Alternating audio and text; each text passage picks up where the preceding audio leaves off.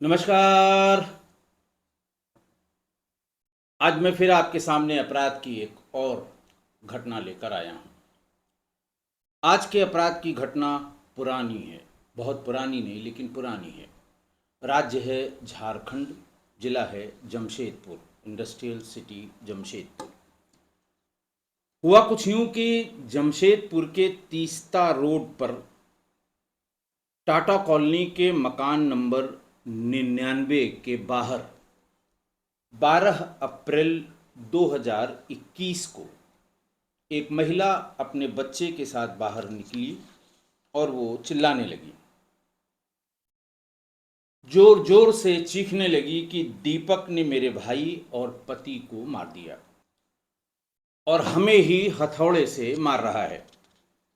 खैर, ये सुनते ही मकान के बाहर भीड़ इकट्ठा हो गई। खून से लथपथ इस महिला का पति रोशन और उसका भाई, महिला का भाई अंकित, घर से बाहर भागकर आ गया। तभी पीछे पीछे दीपक भी घर से बाहर आ गया, जिसके लिए वो महिला कह रही थी कि दीपक ने हमें खाने पर बुलाया था, मेरे पति और मेरे भाई को मार दिया। वो भी पीछे पीछे आ गया और टोला पड़ोस के लोग इकट्ठा थे वहाँ। उन्होंने कहा कि अरे भाई, वहाँ पर दीपक ने चिल्ला कर कहा कि हमारे बीच बिजनेस की कुछ बात चल रही थी, मैंने गुस्से में मार दिया है, अभी अस्पताल ले जाकर इन सब का इलाज कराता हूँ, चलो जल्दी गाड़ी में बैठो। भीड़ के सामने ऐसा उसने कहा। मैं पीछे से बुलेट से आ रहा हूँ। अंकित और रोशन के सिर पर गमछा बांध दिया, उनको गाड़ी से रवाना कर दिया और वो पीछे पीछे बुलेट से अपने आने लगा। गमछा खुद दीपक ही घर के भीतर से ले आया था। वहाँ मौजूद लोगों ने उसे फाड़ के और इन दोनों के सिर पर, जहाँ बहुत खून बह रहा था, वहाँ बांध दिया था। दीपक ने दरवाज़ा बंद किया, ताला लगाया, बाहर गेट पर ताला लगाया और बुलेट से कार के पीछे पीछे चल दिया। सभी THS हॉस्पिटल पहुंच गए और देखा कि दीपक वहाँ नहीं था। यानी दीपक कह तो रहा था पीछे पीछे आने के लिए, लेकिन वहाँ नहीं था। अंदर जाते ही दोनों का इलाज शुरू हो गया। अंकित को डॉक्टर ने, यानी उस महिला के भाई अंकित को डॉक्टर ने ICU में भर्ती कर दिया। रोशन की ज़्यादा हालत गंभीर नहीं थी, वो होश में था। उसने कुछ देर बाद दीपक, जिसने उन दोनों को हथौड़े से मारा था, उसके साले आनंद साहू को फोन किया और रोते हुए बोला कि दीपक मामा ने मुझे और मेरे साले को हथौड़े से मारा है, आज लंच पर बुलाया था और अचानक मारपीट करने लगे। अंकित को डॉक्टर ने, यानी अपने साले के लिए कहा कि अंकित को डॉक्टर ने जवाब दे दिया, पता नहीं बचेगा कि नहीं बचेगा और मैं भी एडमिट हूँ। ये बात सुनते ही आनंद के हाथ से मोबाइल गिर गया। वो हक्का बक्का रह गया और वो सोचने लगा कि आज सुबह ही दीपक मेरे पास आया था और उसने बताया कि उसने अपनी पत्नी वीना और बच्चों को रांची भेज दिया है। लॉकर में रखने के लिए वीना के गहने उसने मांगे कि वीना के गहने यहाँ उसके मायके में हैं, वो गहने हमें दे दो, हम उसको लॉकर में रख देंगे, क्योंकि मैं भी बाहर नौकरी पर चला जाता हूँ और ये गहने घर में हैं, ये ठीक नहीं है। ऐसा उसने अपने साले आनंद को बताया और सब वो गहने लेकर चला गया। यही ताजुब हो रहा था कि सवेरे उसने कहा कि सब लोग रांची चले गए हैं, गहने भी हमसे ले गया। और फिर ये बता रहा है रोशन कि दीपक ने ही उसको और उसके साले को हथौड़े से मार दिया और वो दोनों अस्पताल में भर्ती हैं।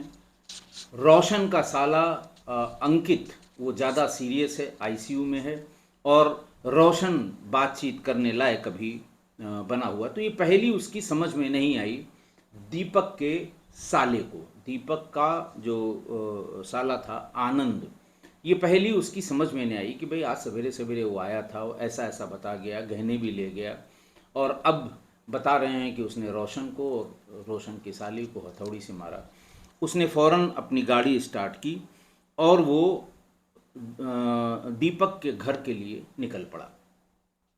घर पहुंचा तो देखा बाहर बहुत भीड़ जमा थी। काफ़ी लोग थे, 10 20 50 आदमी थे वहां पर।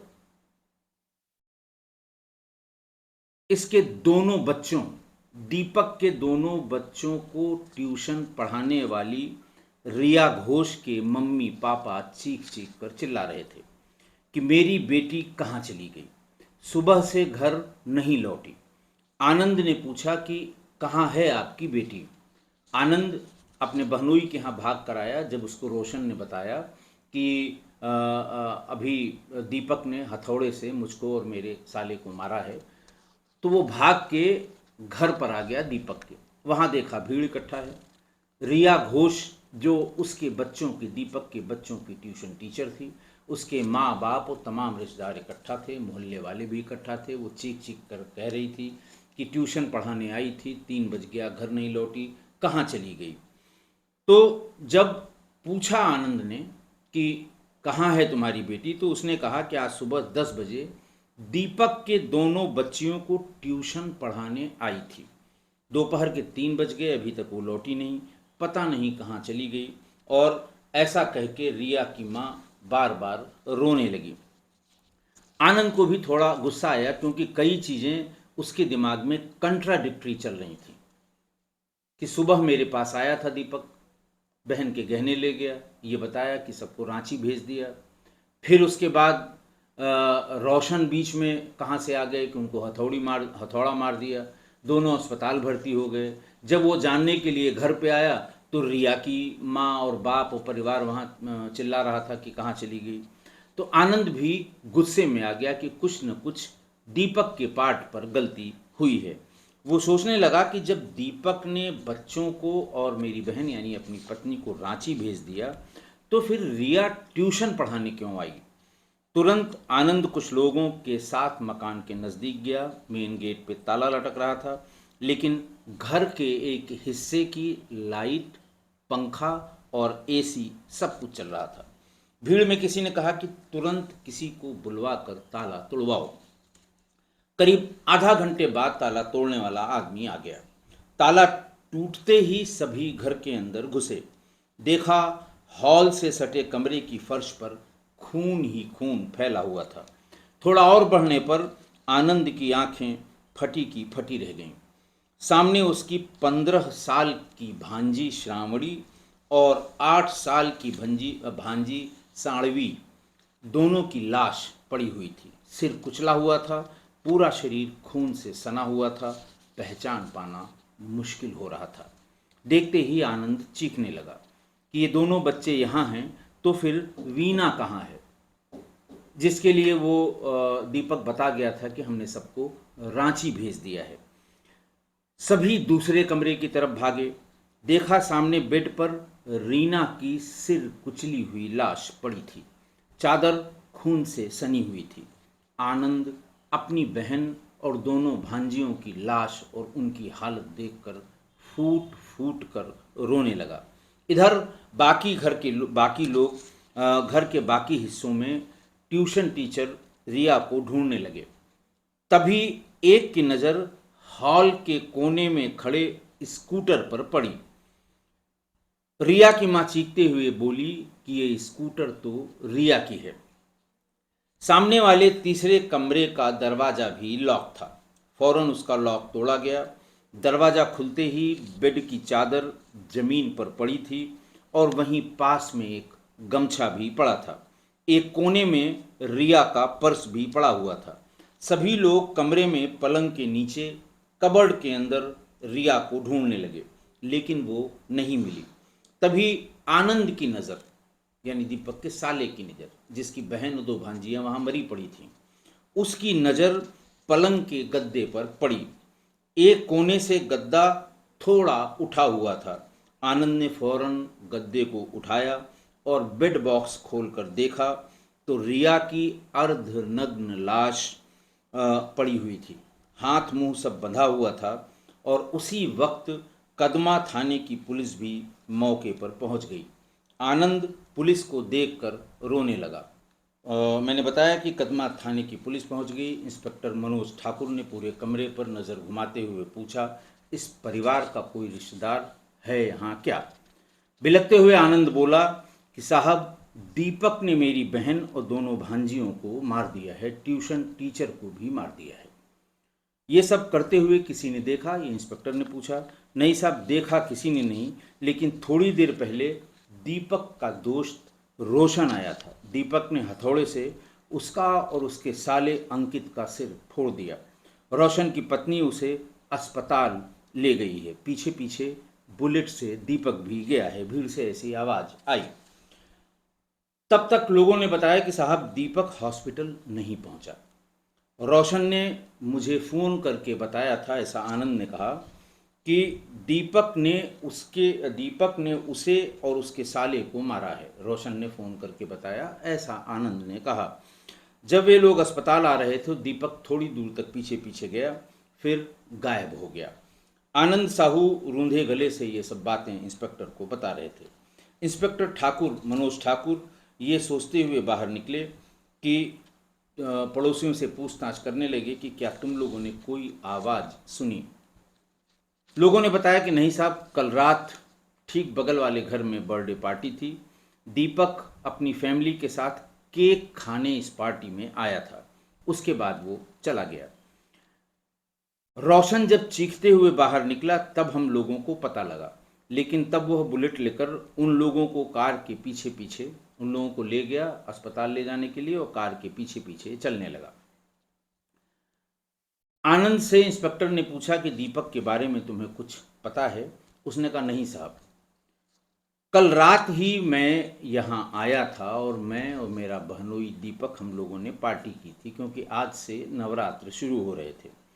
दीपक, मेरी बहन, बच्चे, सभी लोगों के साथ दीपक ने भी मटन खाया था।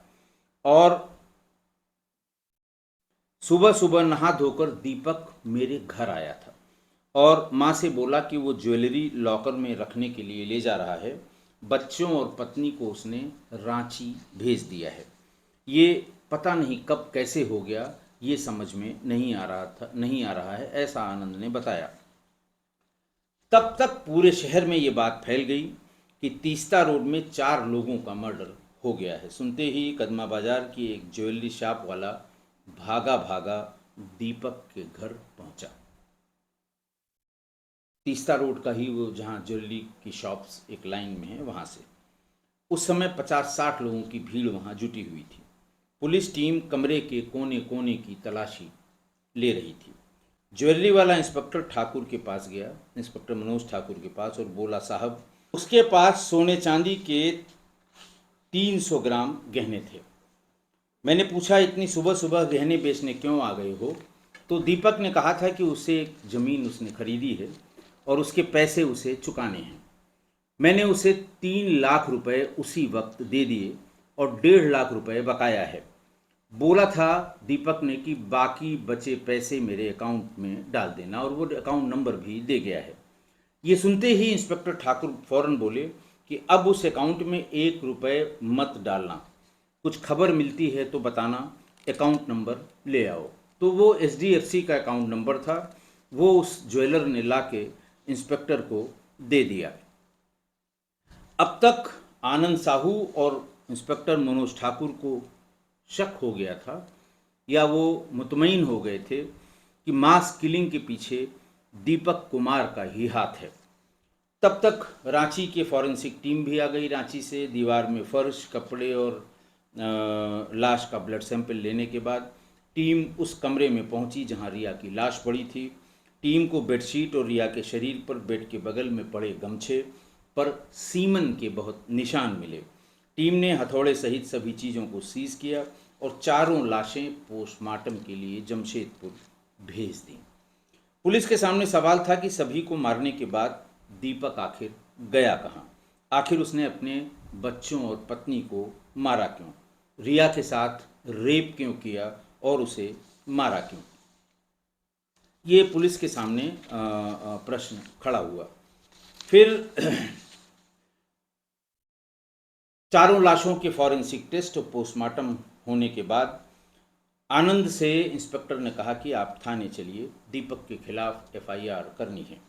पुलिस ने धारा 302 यानी हत्या, 376 यानी रेप समेत 6 धाराओं में केस दर्ज करके और विवेचना शुरू कर दी। थाने में अपने केबिन में इंस्पेक्टर ठाकुर ने अपने साथ के जो सबॉर्डिनेट्स थे उनके साथ विचार विमर्श किया कि आखिर कोई इंसान अपने परिवार को कैसे ख़त्म कर सकता है, और अगर अपने परिवार को ख़त्म कर दिया तो रिया घोष को क्यों मारा। सब लोगों ने अपनी अपनी राय दी कि ये हो सकता है, वो हो सकता है।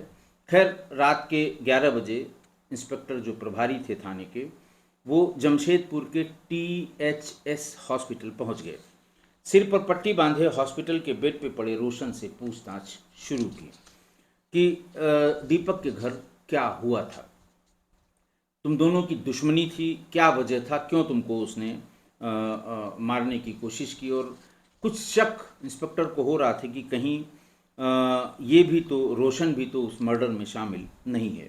रोशन बहुत तेज़ नहीं बोल पा रहा था, लेकिन उसने धीमी आवाज़ में कहा कि नहीं सर, हमारी कोई दुश्मनी नहीं है। दीपक का हाईवा ट्रक मैं चलाता हूँ, पैसे को लेकर भी कभी कोई लड़ाई झगड़ा नहीं हुआ। दीपक ने आज सुबह 9 बजे मुझे फ़ोन किया और लंच के लिए बुलाया। दोपहर 2 बजे हम उसके घर पहुंच गए।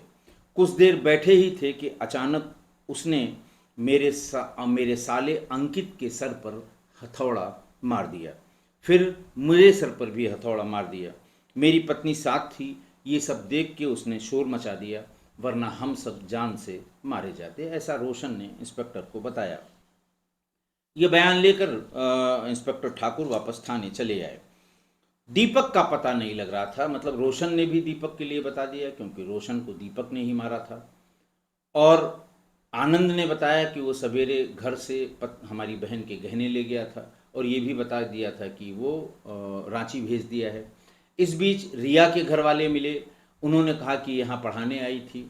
तभी गुस्से में आनंद वहाँ पहुँचा और फिर सबकी लाश बरामद हुई थी।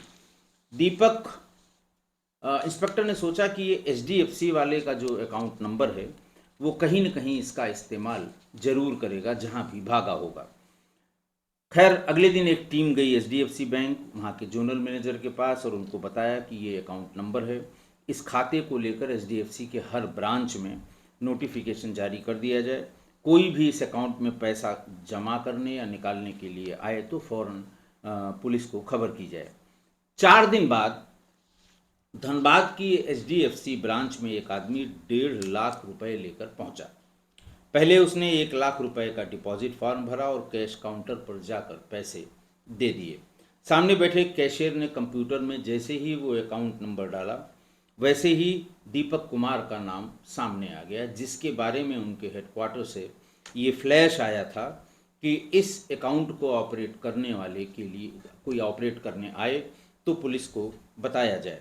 खैर जोनल मैनेजर को उसने बताया। जोनल मैनेजर ने कहा कि इसको रोक के रखो, और फिर उससे उस कैशियर ने कहा कि डिपॉजिट फार्म में कुछ गलती है, इसको दोबारा भर कर दो। वो दूसरे कोने में जाके डिपॉजिट फार्म भरने लगा, और इस बीच में जोनल मैनेजर ने कदमा पुलिस को सूचना दे दी। फिर इंस्पेक्टर मनोज ठाकुर ने धनबाद पुलिस को फ़ोन मिलाया और HDFC ब्रांच को घेरने के लिए कहा। धनबाद पुलिस ने ब्रांच की नाकाबंदी कर दी, बाहर से शटर गिरा दिया और दीपक को वहीं से गिरफ्तार कर लिया गया। धनबाद के HDFC के जो उसका मेन ब्रांच का बैंक है उससे। फिर पुलिस उसको लेकर वापस जमशेदपुर आ गई और पूछताछ शुरू की। इंस्पेक्टर ठाकुर ने सख्ती दिखाते हुए दीपक से कहा, तुमने अपनी पत्नी और बच्चों को क्यों मारा? दीपक ने छूटते ही कहा, मैंने नहीं मारा, रोशन ने मारा है। दीपक लेकिन बात करते करते वो बहुत हिचक रहा था, बात वो कर नहीं पा रहा था, और इंस्पेक्टर को लग गया कि ये झूठ बोल रहा है। फिर जैसे पुलिस अपने पर आ जाती है, और वो पुलिस अपने पर आ गई, और थोड़ी देर बाद दीपक टूट गया। बिलखते हुए बोला कि हाँ, मैंने सभी को मारा है। अफसोस इस बात का है कि मेरा परिवार खत्म हो गया और रोशन बच गया। ये सुनते ही मनोज सख्ते में आ गए। मनोज ठाकुर इंस्पेक्टर प्रभारी उस थाने के। और फिर उन्होंने पूछा कि साफ साफ बताओ तो उसने कहा साहब मैं अपने परिवार को बहुत प्यार करता हूँ, रोशन का मामा प्रभु मेरा बचपन का दोस्त है। कोरोना से पहले मैंने प्रभु के साथ पार्टनरशिप में 17 लाख की एक हाईवा गाड़ी खरीदी थी। धीरे धीरे प्रभु बेईमानी करने लगा। मैंने वो ट्रक रोशन के यहाँ लगा दिया। कुछ समय बाद रोशन भी पैसे के लिए आनाकानी करने लगा। हर बार यही कहता था कि बिजनेस नहीं चल रहा है, कहाँ से पैसे दूं। मेरे सिर पर 10 लाख का कर्ज हो गया था, ऐसा दीपक ने बताया। इसीलिए मैंने रोशन और प्रभु दोनों को मारने की सोची थी। फिर इंस्पेक्टर ने पूछा कि अच्छा ठीक है, क्या हुआ था ये बताओ। तो उसने इधर उधर की बात शुरू की। तो इंस्पेक्टर ठाकुर ने कहा कि तुम शुरू से बताओ हुआ क्या था। तो उसने बताया कि 11 अप्रैल 2021 को रात में करीब 9 बजे उसके मकान नंबर 99 टाटा कॉलोनी में मटन और ये सब चीज़ें बनी थी। आनंद जो उसका साला था वो आया हुआ था और उसने कहा कि जीजा जी पार्टी के लिए आपने बहुत अच्छा दिन चुना है, कल से नवरात्र शुरू हो रहे हैं और हम लोग नॉन वेज नहीं खा पाएंगे, आज ही खा लेते हैं। उसके बाद वहाँ खूब खाना पीना हुआ। खाना पीना होने के बाद दोनों बेटियों श्रावणी और साड़वी उनको दीपक ने कहा कि तुम दोनों अपने कमरे में, दीपक ने कहा कि मैंने कहा तुम अपने कमरे में सो जाओ, सुबह स्कूल भी जाना है। और वीना थकी हुई थी, बेड पर जाते ही उसकी आंख लग गई, लेकिन दीपक वेब सीरीज देख रहा था। सुबह के 3 बजे दीपक ने कहा कि मैं बेड से उठा और दबे पांव कमरे में आ गया। सोफे के पास गया और कोने में रखे झोले से हथौड़ा निकाल लिया और ये कहा कि इससे काम हो जाएगा। हाथ में वो हथौड़ा लेकर कमरे में वापस गया। वीना गहरी नींद में सो रही थी। दीपक ने उसके सिर पर हथौड़े से 3 बार पहले हथौड़े को प्रणाम किया कि साथ मत छोड़ना, और उसके बाद वीणा के सिर पर हथौड़े से पूरी ताकत से वार किया। वो चीख पड़ी। दीपक झट से बेड पर गया, वीना के पेट के ऊपर बैठ गया, तकिया उठाया और उसका मुंह दबा दिया। वीना का दम घुटने लगा। हाथ पैर पीटते हुए दीपक को धक्का देने लगी, लेकिन फिर उसने कहा मैंने फिर हथौड़ा उठाया और 3 बार फिर उसके सिर पर हथौड़ा मारा और मेरे सारे कपड़े में, दीवारों में, सब जगह खून ही खून लग गया। फिर मैं दोनों बेटियों के पास गया। वो दोनों भी गहरी नींद में सो रही थीं। उनके पास गया, ध्यान से देखा, लौट आया। पहले वो श्रावणी के पास गया, लौट आया, फिर मन में उसके कुछ चल रहा था। श्रावणी के पास गया, उसका माथा चूमा, उसकी आंखों में आंसू आ गए। उसने कहा साहब मैंने उसका माथा चूमा तो मेरी आंखों में आंसू आ गए। उसने आंसू पोंछा, हथौड़ा उठाया और श्रावणी के सिर पर हथौड़ा दे मारा। वो जोर से चीखी मम्मी। तभी दीपक ने बताया कि तभी उसके मुंह पर भी तकिया रखकर हमने दबा दिया। कुछ देर तक तड़पती रही, फिर उसकी सांसें रुक गईं। फिर उसको लगा कि पता नहीं मरी कि नहीं मरी। फिर उसने हथौड़े से 3 बार और उसके सिर पर दे मारा। चारों तरफ खून ही खून बिखर गया। फिर वो छोटी वाली के पास गया, सांवड़ी के पास। सांवड़ी के पास जाकर उसने कहा कि अब तुम अकेली बच के क्या करोगी। उसका माथा चूमा और फिर उसको हथौड़े से दनादन जैसे पहले दोनों को मारा था उस तरह से उनको भी मार दिया। घड़ी का समय देखा, सुबह 5 बज गए थे। वॉशरूम गया, खून से सने कपड़े उतार कर वॉशिंग मशीन में डाला और शीशे के सामने खड़ा होकर उसने देखा कि चेहरे पर बहुत खून लगा हुआ है। नहाने चला गया, नहाकर नए कपड़े पहने, चंदन टीका लगाया और पूजा करने बैठ गया। करीब 7 बजे उसने कहा कि करीब 7 बजे मैं पूजा करके उठा और फिर वहीं से अपनी बुलेट मोटरसाइकिल ली और आनंद के घर चला गया। और उसके बाद फिर आनंद के घर जाते समय उसने घर का दरवाज़ा लॉक किया। बरामदे में सामान जो अस्त व्यस्त था थोड़ा सा उसको करीने से लगाया ताकि बाहर से कोई देखे तो ये न समझ पाए कि घर के भीतर कुछ अव्यवस्थित है। फिर उसके बाद 1 घंटे बाद वहाँ से लौटा और आनंद के यहाँ से, और जब वापस पहुँचा ताला खोला और बरामदे से उसने किसी को फ़ोन मिलाया।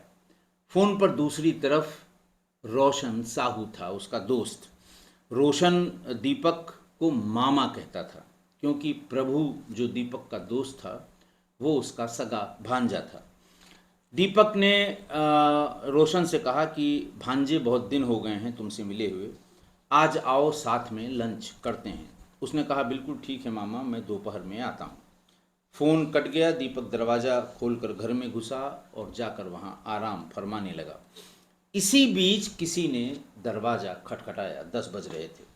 एक लड़की ने आवाज़ दी, श्रावणी बेटा, साड़वी बेटा, दरवाज़ा खोलो। ये सुनते ही दीपक कमरे की तरफ भागा। तभी लड़की ने दरवाजे को धक्का दिया तो दरवाज़ा खुल गया। ये लड़की दीपक की दोनों बेटियों की ट्यूशन टीचर थी। नाम था रिया घोष, उम्र थी 21 साल। रिया जैसे ही हॉल में आकर खड़ी हुई, उसने देखा दीपक पत्नी की लाश को चादर में लपेट रहा है। चारों तरफ खून देखकर रिया सकपका गई। ये दीपक ने अपना जो कुछ उसने किया था ये पुलिस के सामने बयान कर रहा था। दीपक हड़बड़ाते हुए मेन गेट की तरफ भागा और अंदर से दरवाज़ा बंद कर लिया। फिर भागता हुआ किचन में गया, चाकू लेकर आया। रिया को चाकू दिखाते हुए बोला, जरा भी हल्ला नहीं, थोड़ी सी आवाज़ हुई तो जैसे बीड़ा को काटा है तुमको भी काट कर फेंक दूंगा, चल कमरे में। रिया कमरे में चली गई। दीपक बोला, चुपचाप पलंग पर बैठ जा। कांपती रिया पलंग पर बैठ गई। दीपक ने बगल में रखा हुआ भूरे रंग का टेप उठाया। रिया चिल्लाने लगी। दीपक ने रिया के गर्दन पर चाकू लगा दिया। रिया चुप हो गई। फिर उसने टेप से दोनों हाथ बांध दिए। हाथ बांधने के बाद दीपक ने तकिया उठाया और रिया के मुंह पर तकिया रख के उसका मुंह दबा दिया। वो छटपटाने लगी और दीपक ने तकिया हटाकर उसके मुंह पर वही भूरा वाला टेप, जो पैकिंग वाले सामान पैकिंग का टेप होता है, वो टेप लगा दिया। रिया पैर पटकने लगी और तब वो उसके सीने पर सवार होकर रिया का गला दबाने लगा। थोड़ी देर बाद रिया भी, उसका भी शरीर ठंडा हो गया। दीपक ने लाश खींचकर पलंग से जमीन पर पटक दिया। फिर उसके दोनों पैर पकड़कर घसीटते हुए कमरे से बाहर ले जाने लगा। लाश के निचले हिस्से के कपड़े हट गए। दीपक ने लाश वहीं छोड़ दी। दीपक बता रहा था कि जब मैंने खींचा तो उसके निचले हिस्से के कपड़े हट गए। मैंने देखा, मैंने लाश वहीं छोड़ दी और अलमारी से मैंने वो उत्तेजक टेबलेट्स, पावर टेबलेट्स, उसको निकाल कर खाया और रिया की लाश के पास चला गया। लाश को फिर से खींचकर बेडरूम पर ले गया, उठाकर पलंग पर पटक दिया और लाश के साथ कई बार रेप किया। फिर सोचने लगा कि अब इसका क्या करूं, और रोशन आएगा तो वो देख लेगा। रोशन को उसने खाने पर बुलाया था। उसने पलंग का जो बेड बॉक्स होता है वो खोला और हाथ पैर मोड़कर उसमें रिया की लाश को ठूंस दिया। फिर वो इंतज़ार करने लगा कि कब रोशन आता है, और तब तक दोपहर के 12 बज गए थे। वो बार बार इंतज़ार कर रहा था, दरवाजे की तरफ देख रहा था कि रोशन कितनी देर में आता है। उधर रोशन साहू अपनी पत्नी मोनी से बोला कि दीपक मामा ने लंच पर बुलाया है, अपने भाई अंकित को भी ले चलो, वो खुश हो जाएंगे। सुनते ही मोनी ने हामी भर दी। मोनी का भाई अंकित 2 दिन पहले ही जमशेदपुर घूमने के लिए आया था। दोपहर करीब 1 बजे मोनी, उसकी 1 साल की बेटी आराध्या और अंकित, रोशन का साला, स्विफ्ट कार से दीपक के घर चल पड़े। करीब 2 बजे रोशन परिवार के साथ दीपक के घर पहुंच गया। मामा मामा कह के आवाज़ लगाई। दीपक ने हंसते हुए दरवाज़ा खोला और ये कहा कि बहुत देर कर दी आने में रोशन। जैसे ही उसकी नज़र कार से उतरते ही अंकित और मोनी पर पड़ी, वो सकपका गया। उसके चेहरे का भाव बदल गया। उसने बताया कि साहब मैं घबरा गया, रोशन को अकेले बुलाया था, इतने लोगों को देखकर मैं घबरा गया, लेकिन फिर भी मैंने अपने को संभालते हुए कहा कि तुम लोग भी साथ में आए हो, मुझे लगा सिर्फ रोशन आएगा, वैसे अच्छा किया तुम सब लोग आ गए। रोशन थोड़ी देर में इधर उधर नजर दौड़ा के बोला कि मामी और बच्चे दिखाई नहीं दे रहे हैं, कहीं बाहर गए हैं क्या? फौरन दीपक ने कहा कि हाँ, आज सुबह ही सब रांची चले गए हैं। खैर, अंकित सोफे पर बैठा मोबाइल गेम खेल रहा था, जो रोशन का साला था। तभी दीपक ने धीरे से सोफे के नीचे पड़ा हथौड़ा उठा लिया। इस बीच में रोशन की पत्नी अपनी 1 साल की बेटी आराध्या को लेकर वॉशरूम चली गई। वॉशरूम बच्चों के लिए जैसे जाते हैं, वो वॉशरूम चली गई थी। और रोशन और अंकित सिर्फ दोनों ड्राइंग रूम में बैठे हुए थे। उसने हथौड़ा निकाला सोफे के नीचे से और अंकित के सर पर दे मारा। दांत पीसते हुए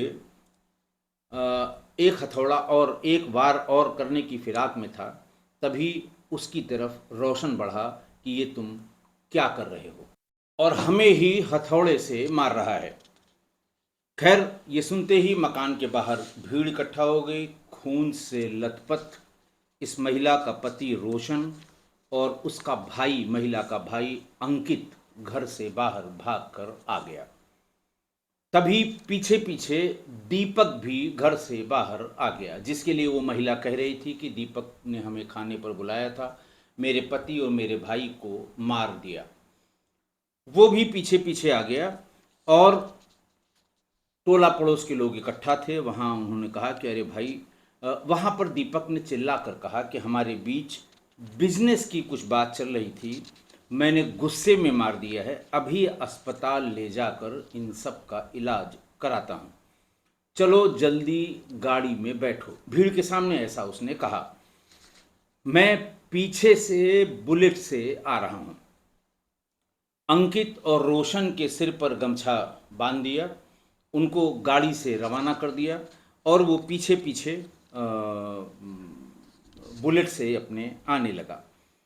गमछा खुद दीपक ही घर के भीतर से ले आया था। वहाँ मौजूद लोगों ने उसे फाड़ के और इन दोनों के सिर पर, जहाँ बहुत खून बह रहा था, वहाँ बांध दिया था। दीपक ने दरवाज़ा बंद किया, ताला लगाया, बाहर गेट पर ताला लगाया और बुलेट से कार के पीछे पीछे चल दिया। सभी THS हॉस्पिटल पहुंच गए और देखा कि दीपक वहाँ नहीं था। यानी दीपक कह तो रहा था पीछे पीछे आने के लिए, लेकिन वहाँ नहीं था। अंदर जाते ही दोनों का इलाज शुरू हो गया। अंकित को डॉक्टर ने, यानी उस महिला के भाई अंकित को डॉक्टर ने ICU में भर्ती कर दिया। रोशन की ज़्यादा हालत गंभीर नहीं थी, वो होश में था। उसने कुछ देर बाद दीपक, जिसने उन दोनों को हथौड़े से मारा था, उसके साले आनंद साहू को फोन किया और रोते हुए बोला कि दीपक मामा ने मुझे और मेरे साले को हथौड़े से मारा है। आज लंच पर बुलाया था और अचानक मारपीट करने लगे। अंकित को डॉक्टर ने, यानी अपने साले के लिए कहा कि अंकित को डॉक्टर ने जवाब दे दिया, पता नहीं बचेगा कि नहीं बचेगा और मैं भी एडमिट हूँ। ये बात सुनते ही आनंद के हाथ से मोबाइल गिर गया। वो हक्का बक्का रह गया और वो सोचने लगा कि आज सुबह ही दीपक मेरे पास आया था और उसने बताया कि उसने अपनी पत्नी वीना और बच्चों को रांची भेज दिया है। लॉकर में रखने के लिए वीना के गहने उसने मांगे कि वीना के गहने यहाँ उसके मायके में हैं, वो गहने हमें दे दो, हम उसको लॉकर में रख देंगे, क्योंकि मैं भी बाहर नौकरी पर चला जाता हूँ और ये गहने घर में हैं, ये ठीक नहीं है। ऐसा उसने अपने साले आनंद को बताया और सब वो गहने लेकर चला गया। यही ताज्जुब हो रहा था कि सवेरे उसने कहा कि सब लोग रांची चले गए हैं, गहने भी हमसे ले गया। और फिर ये बता रहा है रोशन कि दीपक ने ही उसको और उसके साले को हथौड़े से मार दिया और वो दोनों अस्पताल में भर्ती हैं। रोशन का साला अंकित, वो ज़्यादा सीरियस है, ICU में है और रोशन बातचीत करने लायक अभी बना हुआ। तो ये पहली उसकी समझ में नहीं आई दीपक के साले को, दीपक का जो साला था आनंद, ये पहली उसकी समझ में नहीं आई कि भाई आज सवेरे सवेरे वो आया था, वो ऐसा ऐसा बता गया, गहने भी ले गया, और अब बता रहे हैं कि उसने रोशन को और रोशन के साले को हथौड़ी से मारा। उसने फ़ौरन अपनी गाड़ी स्टार्ट की और वो दीपक के घर के लिए निकल पड़ा। घर पहुंचा तो देखा बाहर बहुत भीड़ जमा थी, काफ़ी लोग थे, 10 20 50 आदमी थे। वहां पर इसके दोनों बच्चों, दीपक के दोनों बच्चों को ट्यूशन पढ़ाने वाली रिया घोष के मम्मी पापा चीख चीख कर चिल्ला रहे थे कि मेरी बेटी कहाँ चली गई, सुबह से घर नहीं लौटी। आनंद ने पूछा कि कहाँ है आपकी बेटी। आनंद अपने बहनोई के यहाँ भाग कर आया जब उसको रोशन ने बताया कि अभी दीपक ने हथौड़े से मुझको और मेरे साले को मारा है। तो वो भाग के घर पर आ गया दीपक के। वहाँ देखा भीड़ इकट्ठा है। रिया घोष जो उसके बच्चों की, दीपक के बच्चों की ट्यूशन टीचर थी, उसके माँ बाप और तमाम रिश्तेदार इकट्ठा थे, मोहल्ले वाले भी इकट्ठा थे। वो चीख चीख कर कह रही थी कि ट्यूशन पढ़ाने आई थी, 3 बज गया, घर नहीं लौटी, कहाँ चली गई। तो जब पूछा आनंद ने कि कहाँ है तुम्हारी बेटी, तो उसने कहा कि आज सुबह 10 बजे दीपक के दोनों बच्चियों को ट्यूशन पढ़ाने आई थी, दोपहर के 3 बज गए, अभी तक वो लौटी नहीं, पता नहीं कहाँ चली गई। और ऐसा कह के रिया की माँ बार बार रोने लगी।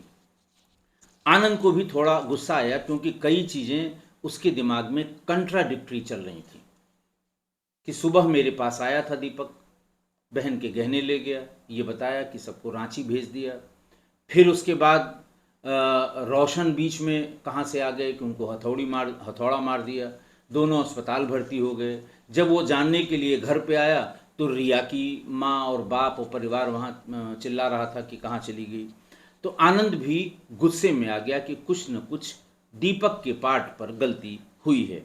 वो सोचने लगा कि जब दीपक ने बच्चों को और मेरी बहन यानी अपनी पत्नी को रांची भेज दिया तो फिर रिया ट्यूशन पढ़ाने क्यों आई।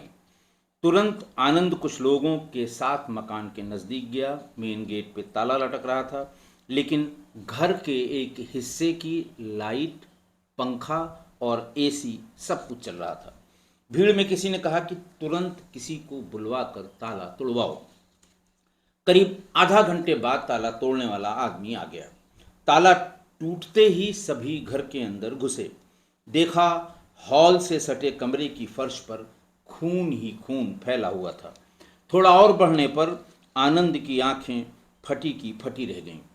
सामने उसकी 15 साल की भांजी श्रावणी और 8 साल की भांजी साड़वी, दोनों की लाश पड़ी हुई थी। सिर कुचला हुआ था, पूरा शरीर खून से सना हुआ था, पहचान पाना मुश्किल हो रहा था। देखते ही आनंद चीखने लगा कि ये दोनों बच्चे यहाँ हैं, तो फिर वीना कहाँ है, जिसके लिए वो दीपक बता गया था कि हमने सबको रांची भेज दिया है। सभी दूसरे कमरे की तरफ भागे। देखा सामने बेड पर रीना की सिर कुचली हुई लाश पड़ी थी, चादर खून से सनी हुई थी।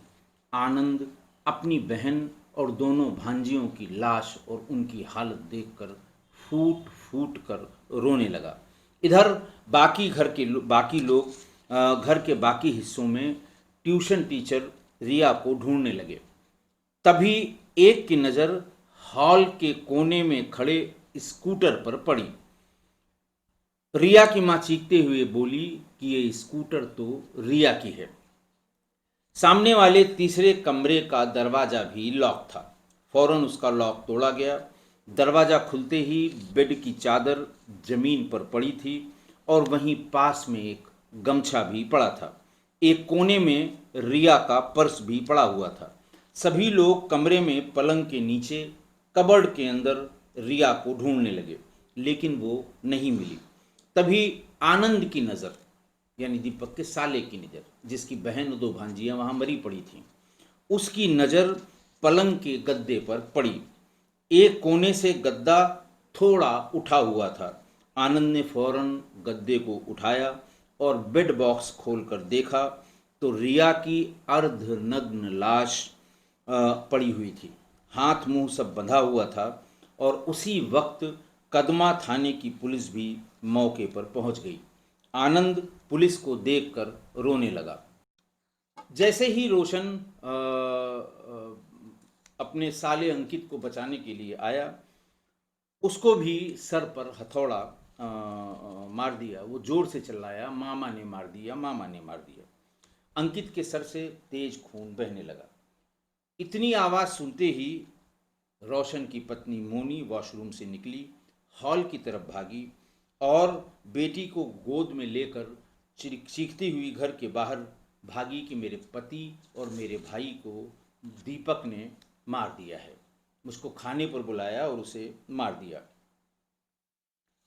भीड़ इकट्ठा हो गई, मैंने आपको बताया। फिर उसके बाद उसने कहा कि अरे बिजनेस का मामला है, मैं इन लोगों को अस्पताल ले जाता हूँ। भीतर से वो गमछा ले आया, उसने गमछा बांधा और उनको कार पे रवाना किया अस्पताल के लिए। खुद बोला कि मैं बुलेट से आऊँगा। बहरहाल ये मैंने आपको बता दिया था कि ऐसे ऐसे उसके बाद फिर आनंद दीपक के घर गया। वहाँ पर रिया के घर वाले भी थे और फिर उसके बाद रिया की लाश मिली, बच्चों की लाश मिली और पूरी बात पुलिस को बताई गई। फिर HDFC बैंक का अकाउंट मिल गया और वो पकड़ा गया। इतनी बात होने के बाद फिर उससे पूछा गया जब कि आखिरकार बच्चों को और पत्नी को मारने से क्या मतलब था, तो उसने कहा मुझे पता था कि रोशन और प्रभु के मारने के बाद मैं गिरफ्तार हो जाऊंगा और उम्र कैद या फांसी की सज़ा होगी। मेरे बीवी बच्चे सड़क पर आ जाएंगे, इसलिए और लोग उसको बीवी बच्चों को हत्यारे का परिवार कहेंगे और उनकी ज़िंदगी तबाह हो जाएगी, इसलिए मैंने उनको भी मार दिया था। फॉरेंसिक रिपोर्ट तब तक आ चुकी थी और उससे पता लग गया कि दीपक ने रिया का मर्डर करने के बाद उसकी लाश से रेप किया था। वीना और दोनों बच्चों का मर्डर सुबह के करीब 3-4 बजे हुआ था। फिर दीपक ने वही बातें सब बताईं और ये भी बताया कि वो सुबह सुबह ससुराल अपनी शास्त्री नगर पहुंच गया था, पत्नी के गहने रखे थे, उसको लेके कदमा बाज़ार पहुंचा। और इस तरह के ट्यूशन टीचर के बारे में जब पूछा गया तो उसने कहा कि मैं घर पर ही था, वो अचानक ट्यूशन पढ़ाने आ गई। मैं इस सिचुएशन के लिए तैयार नहीं था और वो दरवाज़ा चूँकि भिड़ा हुआ था और उसका जो मेन गेट था वो खुला ही रह गया था। वो भीतर आ गई, उसने मुझे वीना की लाश को चद्दर में लपेटते हुए देख लिया, तो मैंने सोचा कि अब तो इसे मारना ही पड़ेगा। उसके बाद फिर उसे कमरे में ले गया, गला दबाकर मार दिया, घसीट के बाहर ला रहा था, कपड़े उसके वो हो गए, उठ गए कमर के नीचे के।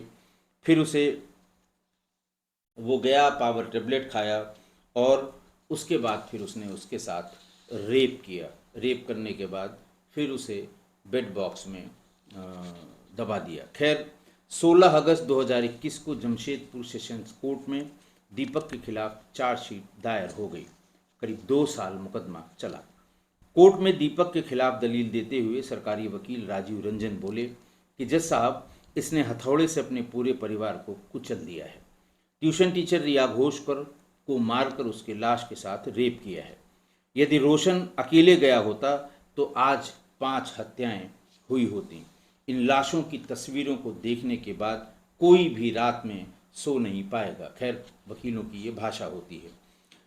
जज ने भी उन तस्वीरों को देखा और ये कहा कि अब बात बिल्कुल सही है। आरोपी ने खुद स्वीकार किया है कि उसने कत्ल से पहले तरीके जानने के लिए तमाम वेब सीरीज़ देखी थी। आरोपी ने अपने बिजनेस पार्टनर से बदला लेने के लिए पत्नी और बच्चियों को मार दिया और ऐसा व्यक्ति समाज में जीने लायक नहीं है। बचाव पक्ष के एडवोकेट ने फिर अपनी बातें कहीं कि पुलिस के दबाव में ये स्टेटमेंट लिया गया है, ये बयान दिया गया है। तब फिर सरकारी वकील ने रंजन ने कहा कि देखिए, मौकाए वारदात पर तो मैं था नहीं, लेकिन जो फॉरेंसिक रिपोर्ट आई है उससे साफ है कि पत्नी और दोनों बच्चियों का मर्डर आरोपी ने किया है। कत्ल के बाद खून से सने कपड़े धोया, नहाया, पूजा की, ससुराल गया, झूठ बोलकर पत्नी के गहने लिए और बाजार बाजार में बेचकर फिर घर आ गया। और फॉरेंसिक रिपोर्ट तमाम। खैर, बचाव पक्ष के एडवोकेट ने फिर तर्क दिया कि कोई चश्मदीद गवाह नहीं है जो ये बता सके कि दीपक ने ही मर्डर किया है। अगर रोशन और उसके साले अंकित पर इन लोगों ने हमला किया और वो दोनों जिंदा हैं तो 302 का केस नहीं बनता। उनका कहना था कि परिवार को मारने का कोई चश्मदीद गवाह नहीं है, लेकिन रोशन और अंकित को मारने का बयान, चूंकि उन दोनों को दीपक ने ही मारा है और दोनों बच गए हैं, इसलिए हत्या नहीं 307 में इसको सज़ा देनी चाहिए। बहरहाल, दोनों पक्षों की दलीलें सुनने के बाद 1 अप्रैल 2023 को जमशेदपुर सेशन कोर्ट्स के स्पेशल जज राजेंद्र कुमार सिन्हा ने आरोपी दीपक कुमार को दोषी करार दे दिया। और स्पेशल जज सिन्हा साहब ने अपने फैसले में लिखा कि आरोपी की टाटा के फायर ब्रिगेड डिपार्टमेंट में अच्छी नौकरी थी, फिर भी उसने साजिश रचकर बीवी और दोनों बेटियों को बेरहमी से मार दिया। ऐसा कोई जानवर भी कर सकता है। जिस घर की मुखिया पर उसके परिवार की जिम्मेदारी हो, वो सबको मौत के घाट उतार दे, ये सब इससे भयावह कुछ नहीं हो सकता। एक तरफ बच्चियों और पत्नी की लाश पड़ी हो, दूसरी तरफ पावर टेबलेट खाकर रिया की लाश से ये अपराधी रेप कर रहा है। ये शैतानी प्रवृत्ति है। इसे किसी भी कीमत पर माफ़ नहीं किया जा सकता। जजमेंट में जज साहब सिन्हा साहब आगे लिखते हैं कि आरोपी घर में 4 लाशें रखकर रोशन का इंतज़ार कर रहा था। अगर रोशन अकेले गया होता तो निश्चित रूप से 5वीं हत्या भी हो जाती। ऐसे और इसने जेल में भी किसी को सिलेंडर फेंक कर मारने की कोशिश की है।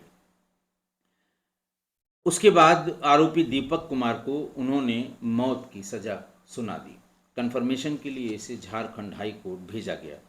स्पेशल जज ने ये फैसला सुनाने के बाद 28 अप्रैल 2025 को झारखंड हाई कोर्ट ने भी जमशेदपुर सेशन कोर्ट के फैसले को बरकरार रखा और उसकी फांसी की सज़ा को उसने जो डिस्ट्रिक्ट एंड सेशंस जज ने कहा था उसको सही माना।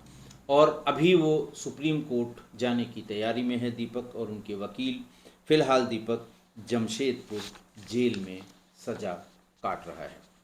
आज की कहानी देखिए, बदले की आग ऐसी आग होती है कि सिर्फ बदला जिससे लेना है उसका ही नुकसान नहीं करती, और कभी कभी अपना ही कुनबा ये आग जला देती है। और आज की घटना में यही हुआ। बदला रोशन से लेना था, बेईमानी रोशन ने की थी, पर उसने अपना पूरा परिवार मार दिया। इसलिए कि जब इन लोगों को मारूंगा तो या फांसी होगी या उम्र कैद होगी, बच्चे सड़क पर आ जाएंगे, भीख मांगेंगे, लोग इनको हत्यारे के बच्चे या उसकी पत्नी कहेंगे। इससे बढ़िया पहले इनको मार कर तब फिर रोशन को मार दिया जाए।